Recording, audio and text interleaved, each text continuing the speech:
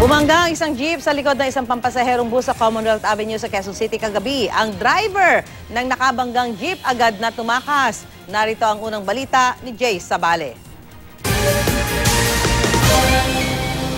Kung may pasahero sa unahan ang jeep na ito, pihadong matindi ang tama matapos bumangga sa isang pampasaherong bus sa bahagi ng Commonwealth Avenue sa Barangay Old Balara, Quezon City, pasado alas 11 kagabi.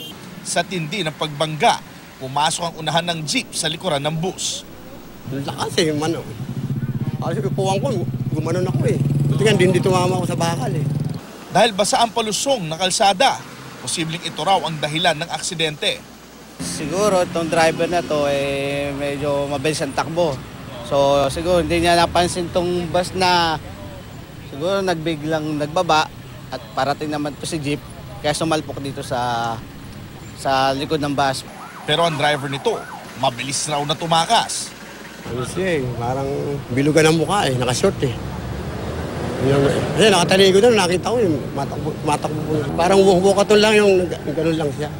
Sinuyod ng investigador ang jeep sa pag-asang may makuhang pagkakakilanlan sa driver, ngunit walang nakita. Pero kumpiyansa ang mga otoridad na makikilala rin ng driver na maaharap sa reklamong reckless imprudence resulting in damage to property. Ito ang ulang balita sa Quezon City. Jay Sabale, report.